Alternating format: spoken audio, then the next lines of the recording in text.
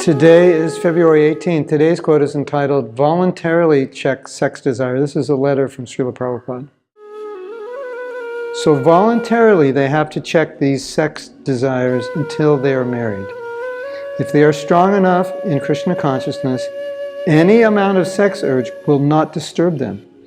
Even if it disturbs, it will come and go. Krishna is Madana-mohana, or the enchanter of Cupid. And Cupid is the god of sex desire.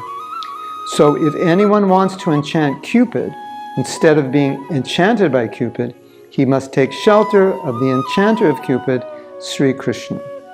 Srila Prabhupada letter to Brahmananda, 21st January 1968.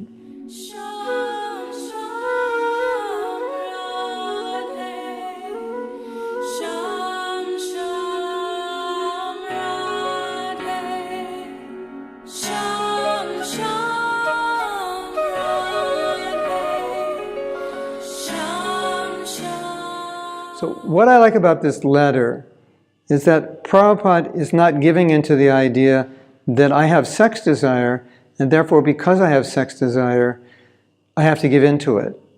In other words, we might say, well, those who don't have sex desire, they can control themselves because they don't have much to control. But those who have strong sex desire, what can they do? They give into it. They're just unfortunate. They have different samskaras, different impressions from the past, or different physical body. And therefore, it's much more difficult for them to control. That's true. It may be more difficult for one devotee to control in the sense that their desire is stronger. But what Prabhupada is saying here, and Prabhupada has said this in many places, don't use that as an excuse to give in, but be strong. And so Prabhupada is saying, if you're strong in Krishna consciousness, you'll be able to tolerate these desires. So nobody should think that it's going to be easy to tolerate desires. Krishna confirms that in the Gita. You have to strenuously try.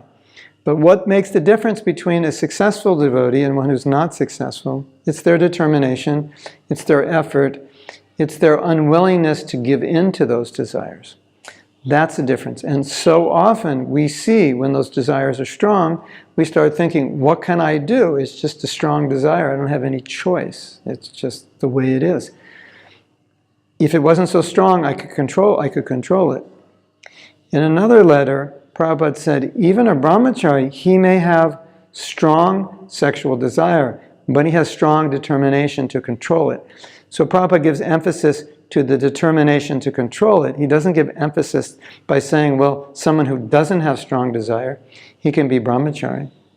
He's saying one who has a strong desire to be Krishna conscious. So the intensity of the sexual desire gets balanced by the intensity of the desire to be Krishna conscious, or in this case, to be celibate.